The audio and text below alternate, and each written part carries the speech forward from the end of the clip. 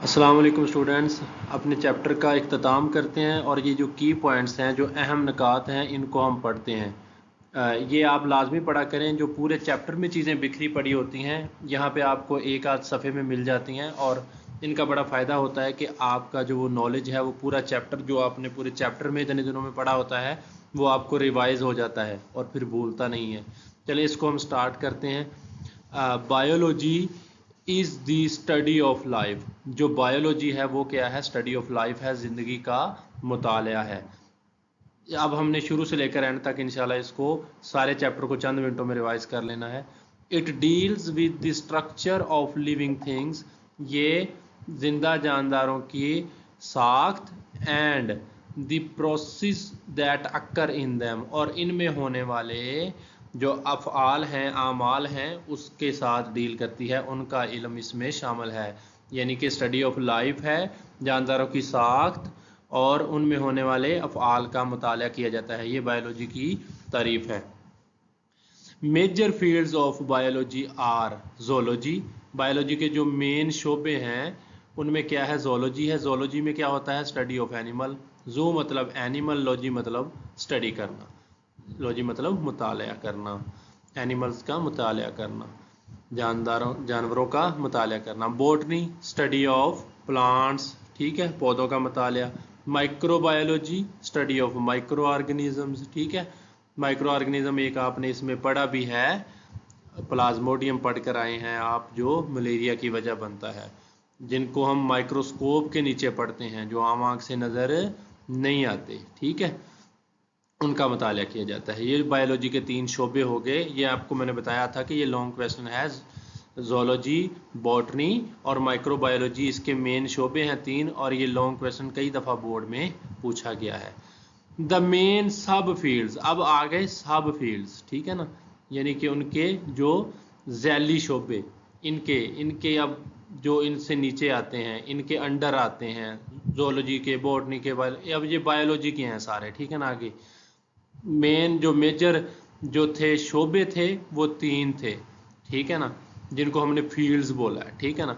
अब ये जो नीचे आए हैं ये सब फील्ड्स हैं, ठीक है। उनमें सबसे पहले है साइटोलॉजी। साइटोलॉजी का मतलब है सेल्स का मुताला। अब आपने इधर ब्रांच लिखी होगी और यहाँ पे लिखा होगा कि इसमें स्टडी किसकी की जाती है, ठीक है ना। अब देखें, साइटोलॉजी में स्टडी किसकी की जाती है? सेल की।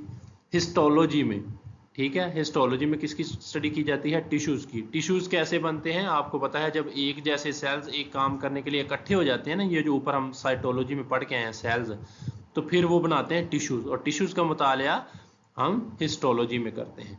उसके बाद है मार्फोलॉजी। मार्फ का मतलब होता है शक्ल या बनावट। तो क्या हो गया मार्फोलॉजी का मतलब? Form and structure of organism, यानी कि उनकी बनावट और साख्त का मुताला हम करेंगे, ठीक है। उसके बाद है एनाटॉमी। एनाटॉमी में क्या करेंगे? Internal physical structure of organism, यानी कि जानदारों की अंदरूनी जिस्मानी साख्त का मुताला करेंगे, ठीक है। फिजियोलॉजी में क्या करेंगे? फिजियो मतलब फंक्शन, यानी कि जिस्म के मुख्तलिफ हिस्सों के अफ़आल को हम स्टडी करेंगे, फंक्शनिंग ऑफ बॉडी पार्ट्स, ठीक है ना। जैसे हार्ट की फिजियोलॉजी पढ़ेंगे, लंग्स की फिजियोलॉजी पढ़ेंगे, ठीक है ना। इस तरह किडनी की फिजियोलॉजी पढ़ेंगे कि किस तरह ये काम करते हैं। फिजियो मतलब फंक्शन, काम।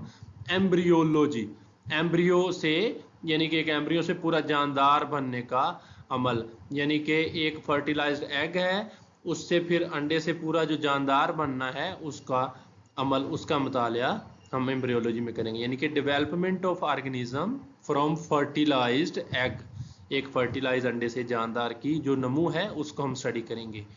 उसके बाद है genetics.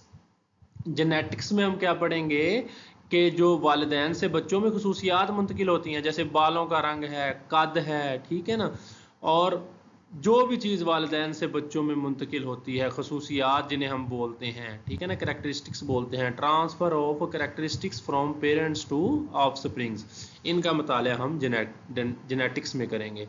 Molecular biology, molecular biology में हम क्या स्टडी करेंगे?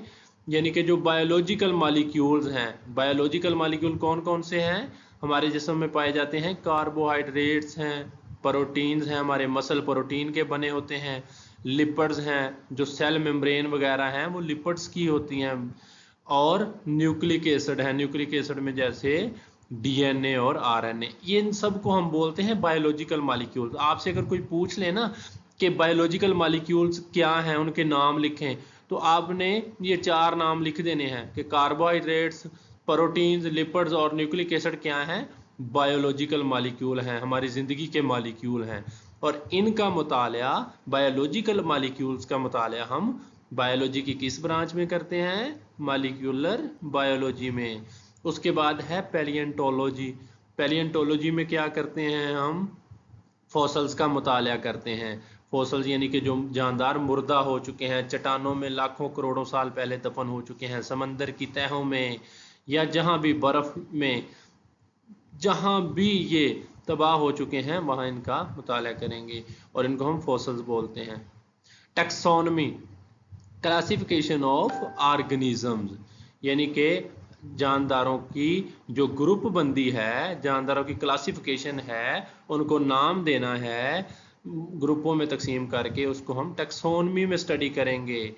इकोलॉजी में क्या है कि जानदार और उसके माहौल के दरमियान जो ताल्लुकात हैं, relationships between organisms and their environment, उसको हम इकोलॉजी में स्टडी करेंगे। मैरीन बायोलॉजी में क्या स्टडी करेंगे, मैरीन बोलते हैं समंदर को, बायो का मतलब है लाइफ, लॉजी का मतलब है स्टडी करना, यानी कि लाइफ इन ओशंस, जो समंदरों की ज़िंदगी है बच्चे, उनको हम मैरीन बायोलॉजी में स्टडी करेंगे। इनके नामों में ही इनकी जो है वो डेफिनेशन होती है अक्सर। पैथोलॉजी में हम किसको स्टडी करेंगे, पैथोलॉजी की स्टडी क्या होगी, यानी कि अमराज, डिजीज़, अमराज, देयर काजेज, उनकी वजूहात, एंड इफ़ेक्ट्स, और उनके असरात को हम किस में स्टडी करेंगे, पैथोलॉजी में। इम्यूनोलॉजी में हम किसको स्टडी करेंगे, इम्यून मतलब इम्यून सिस्टम, आपका मुदाफ़ती निज़ाम, और लॉजी मतलब उसकी स्टडी, यानी कि जो आपका मुदाफ़ती निज़ाम है उसकी study. Components of immune system and their role against disease, ठीक है,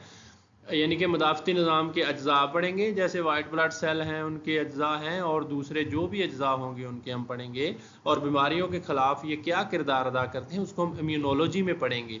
उसके बाद है फार्माकोलॉजी।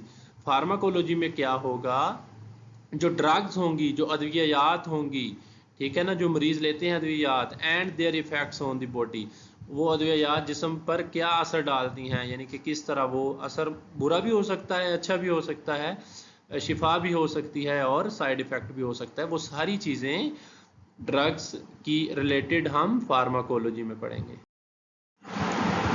उसके बाद कुछ आ जाते हैं चीज़ें लिखी हुई हैं रिटन फॉर्म में, हम उनको पढ़ लेते हैं, हमें फ़ायदा दे सकती हैं। Students of biology can adopt careers like medicine, ठीक है ना, ये कैरियर्स इन बायोलॉजी से लिया गया है कि हम कौन कौन से कैरियर्स बायोलॉजी पढ़कर इख्तियार कर सकते हैं। मेडिसन में जा सकते हैं हम, सर्जरी में हम जा सकते हैं, और फिशरीज़ में जा सकते हैं, एग्रीकल्चर में, ज़राअत में जा सकते हैं, एनिमल हस्बेंड्री में जा सकते हैं, ये सारी चीज़ें आपने पढ़ ली हैं। बायोटेक्नोलॉजी में आप जा सकते हैं, हॉर्टिकल्चर में जा सकते हैं, यानी कि बागबानी में, फॉरेस्ट्री में आप जा सकते हैं, जंगलात के महकमे में, और फोरेंसिक साइंस में जा सकते हैं आप, ये जो मौका वारदात पर चीज़ों को देखते हैं, आकर सैम्पलिंग वगैरह करते हैं और चीज़ों को लेकर जाते हैं लैब में मज़ीद एग्जामिनेशन के लिए। उसके बाद दूसरी लाइन है द साइंटिफिक मेथड इन्वॉल्व। अब पहले बात आ गई कैरियर्स की, उसने बता दिया कि हम कौन कौन से कैरियर्स अडॉप्ट कर सकते हैं। अब साइंटिफिक मेथड को थोड़ा सा टच दिया है कि इसमें कौन कौन से स्टेप्स होते हैं, बेसिक स्टेप्स कौन कौन से हैं साइंटिफिक मेथड में, कौन से इकदाम शामिल हैं, जैसे रिकग्निशन ऑफ साइंटिफिक प्रॉब्लम, साइंसी मसला की पहचान करना बच्चे, और दूसरा टेकिंग ऑब्जर्वेशन, मुशाहदात करना, जैसे मैंने आपको बताया था मकदारी मुशाहदात और मियारी मुशाहदात। उसके बाद मेकिंग हाइपोथेसिस बनाना, मफरूज़ा जिसे हम बोलते हैं, मेकिंग डिडक्शंस बनाना जिसे हम मंतकी दलील बोलते हैं। उसके बाद परफॉर्मिंग एक्सपेरिमेंट्स, तजर्बात करना, and summarising and reporting results, और तजर्बात करने के बाद तजर्बात को एक खलासे की सूरत में बनाना जिसे हम थीसिस वगैरह बोलते हैं, और रिपोर्ट करना जिसे हम पेपर पब्लिशिंग कहते हैं, जो जर्नल्स में पब्लिश होते हैं। उसके बाद उसने टच किया है हाइपोथेसिस को। A hypothesis is a tentative answer to the scientific problem, यानी कि हाइपोथेसिस क्या होता है, साइंसी मसले का आर्जी जवाब होता है। ठीक है ना, साइंसी जो मसला होता है उसका एक आर्जी जवाब होता है जिसके ऊपर हम तजर्बात करते हैं, ये आपको बात पता है। उसके बाद डिडक्शन को टच किया है, is the logical result of hypothesis, यानी कि जो डिडक्शन होती है उसका, हाइपोथेसिस का मंतकी नतीजा डिडक्शन होता है, यानी कि जो डिडक्शन होती है उसको हम हाइपोथेसिस से तो बनाते हैं। ठीक है ना, हाइपोथेसिस बना लिया पहले, फिर इफ एंड देन, अगर और तो की मंतक लगाकर हमने वो बना लिया, डिडक्शन बना लिया। ठीक है, उसके बाद है उसने टच किया थ्योरी को।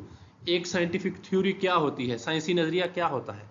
अ scientific theory is an explanation, ये एक ऐसी वजाहत होती है based on the facts that have been repeatedly confirmed through experiments, यानी कि साइंसी नजरिया एक ऐसी वजाहत होती है जो इन हकाइक पर मबनी होती है जिनकी तजर्बात के जरिए बार बार तस्दीक की जा सके, यानी कि बार बार तजर्बात किए जाएं और जो हाइपोथेसिस है वो गलत साबित ना हो। ठीक है ना, वो एक बन जाती है थ्योरी, वो एक नज़रिया बन जाता है। ठीक है, अब नज़रिए के बाद है ला। ठीक है ना, थ्योरी के बाद है law. If a theory is proved again and again by experiments it becomes a law और प्रिंसिपल, यानी कि अगर एक थ्योरी को बार बार तजर्बात की जाए और फिर भी वो गलत साबित ना हो तो वो क्या बन जाती है, कानून बन जाती है, लॉ बन जाती है। ये है थ्योरी और लॉ की तारीफ, ये आपको आनी चाहिए। A scientific law is a uniform और कांस्टेंट फैक्ट ऑफ नेचर, जो साइंटिफिक लॉ होता है वो कुदरत का एक यकसा और मुस्तकिल हकीकत होता है, जैसे बताया कि मैंडल के लाज और हार्डी वेनबर्ग लाज। मैंडल के ला विरासत के कानून हैं, जो आपकी मिसाल आपकी बुक में जो दी गई थी आपको जब इस पे लेक्चर दिया था। चलिए इंशाल्लाह ये हमारे अहम निकात भी हो गए, रिवाइज भी हो गया जो हमने पूरी बुक में पढ़ा था, और डेफिनेशंस भी हमें पता चल गई कि कौन कौन सी इसमें हमें बताई गई हैं, और ये आपने करनी है। ठीक है, अच्छे तरीके से। इंशाल्लाह आगे हम मशक करेंगे, एक्सरसाइज करेंगे अगले लेक्चर में। अल्लाह हाफिज़।